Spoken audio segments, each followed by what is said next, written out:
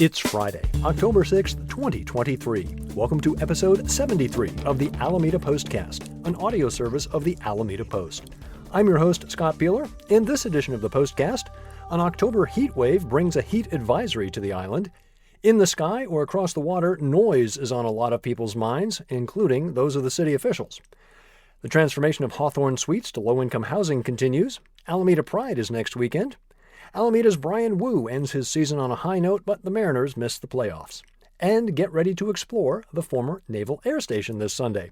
These stories and more on this episode of the Alameda Postcast. Our top story, last September in episodes 18 and 19, we were discussing the impact of the Labor Day weekend heat wave that set records and cut power to some parts of the island briefly, thanks to a misunderstanding. Well, another heat wave is upon us, but thankfully it doesn't appear to be as severe. A heat advisory was put in place on Thursday at 11 a.m. and was scheduled to continue through tonight, Friday the 6th, at 11 p.m.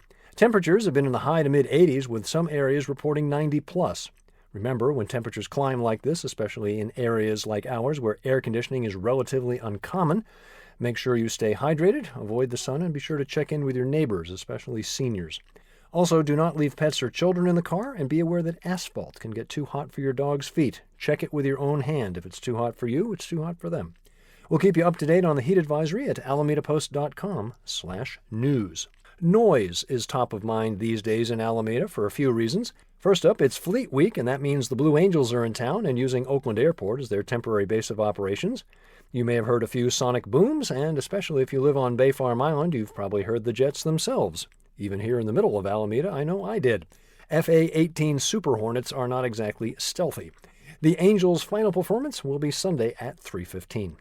Aircraft of a different sort caught the attention of City Council during Tuesday's meeting. Back in episode 67, I reported that the Port of Oakland was looking for public input about the proposed expansion of the airport. On Tuesday, the council directly addressed the issue as they reviewed and commented on the draft environmental impact report that was presented as part of the airport's modernization and expansion program. City staff had drafted a 2.5-page response suggesting that the impact report had not fully disclosed or taken responsibility for project impacts on noise, air quality, safety, and transportation.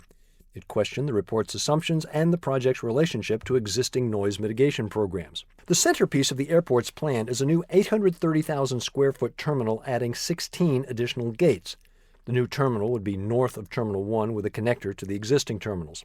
Let's take a quick look at passenger volume over time. The airport's busiest year on record was 2007, with 14.6 million passengers. Generally, pre-pandemic numbers hovered around 13 million. Those numbers obviously cratered in 2020 to under 5 million. 2022 saw a solid recovery to just over 11 million. Now, the proposed expansion is estimated to almost double capacity to around 25 million. That's a lot of added flights and a lot of added flight paths, and that's what has folks concerned. As you might expect, public comment came largely from Bay Farm residents and homeowners associations who pointed out that new flight paths would likely go directly over the island. Speakers also questioned the apparent lack of scientific and technical data in the city's initial response. Mayor Marilyn Ezzy Ashcraft agreed, calling the initial draft response, quote, too polite, end quote. Vice Mayor Tony Dasog went further, calling the Oakland Airport expansion the most critical matter facing Alameda. He added that the port had failed to adequately explain the necessity and impacts of adding nearly 900,000 square feet of facility space. Dasog argued that the city needs to dramatically change course within days by submitting detailed comments with analysis and testimony by noise and airport planning experts by the October 16th deadline. In the end, the council unanimously voted to have staff hire outside experts to help prepare a more detailed analysis and circulate a revised response to council before the submission deadline. In other council business, approval was given for a 5-year subscription for Alameda Police to Truleo, an AI-assisted system that reviews automated body cam footage and then flags sections requiring further review. Council also authorized a lease agreement for 59 months with Alameda Swimming Pool Association for operation and maintenance of the Franklin and Lincoln Park pools. For full details on the council meeting and links that relate to the airport expansion, see Karen Jensen's article at alamedapost.com/news. Getting back to noise, last weekend it appeared that the organizers of the Portola Festival at Pier 80 in San Francisco had solved last year's noise problem. Saturday was largely quiet. That changed Sunday evening around 8 p.m. when Skrillex took the stage. In addition to his bass-heavy music, the temperature dropped and the wind shifted, and suddenly the memories of 2022 came flooding back, albeit with a beat you could dance to. Another issue may have been that Saturday's bill featured artists like Nelly Furtado, a bit mellower than the techno-heavy lineup on Sunday. Whatever the cause, some folks weren't happy about the result. The city of Alameda on Wednesday posted the following to their Facebook page, quote, "The city is formally requesting that the San Francisco Entertainment Commission discontinue the event next year or move it to an alternative venue that ensures Alameda residents will not be impacted," end quote.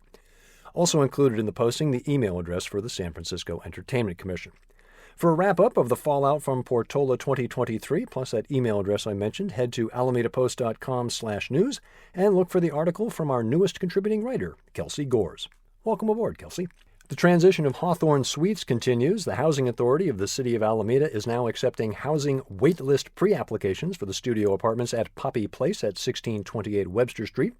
The 370 to 400 square foot studio apartments are suitable for one or two people, with monthly rents ranging from $518 to $1,554, including utilities, depending on income. The property is limited to those earning 60% of the area median income or less. For a single person, that translates to $62,160. For more information about Poppy Place and links to necessary documentation, see alamedapost.com/news. This Friday the 13th, don't be scared, be proud. Yes, Alameda Pride is upon us next weekend. After last year's successful launch, the weekend-long festival returns with 3 days of events and activities for everyone. This year's theme is Love One Another. Carica Park starting the party early with a Pride picnic on Thursday. There's the all-ages Pride Prom at the Healing Garden on Friday evening, followed by the 21 and over event at the Fireside. Saturday kicks off with a 5K walk and fun run, then the Pride in the Park celebration at Chichenio Park. Stop by the Post booth, say hi, play some pinball machines from the Pacific Pinball Museum, enjoy the food trucks and beverages, and maybe even meet a new furry friend from Foz. Saturday evening brings the Pride Block Party. Everything wraps up Sunday at Almanac Brewing with Drag Brunch starting at noon. For a complete rundown of all the activities, see Adam Gillett's article at alamedapost.com/features. Last week, I mentioned the crosswalks were finally being restriped as part of the Encinal repaving project. I was a little surprised this week when I looked down as I was crossing and saw areas of paint already missing from the stripes in small circles and ovals. Not sure if that's to be expected this soon, but it definitely caught me off guard. I've had quite a good time covering the major league journey of Alameda's Brian Wu. Full disclosure, whenever you saw an update about Brian on our social media, that was yours truly reporting. Sadly, there won't be much Brian Wu news for a while.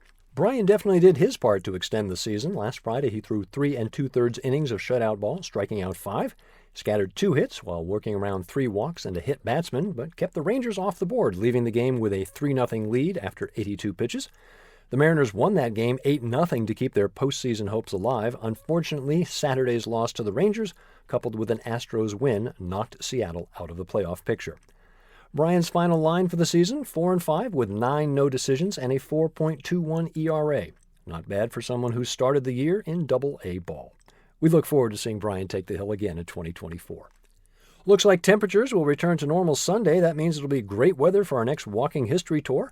Join Adam Gillett and Dennis Evanosky for a tour so big it needs 2 parts. Alameda Point, the former Naval Air Station. Part 1 explores the area north of West Tower Avenue. Part 2 focuses south of West Tower, Seaplane Lagoon, and the USS Hornet. Details on all tours at alamedapost.com/tours.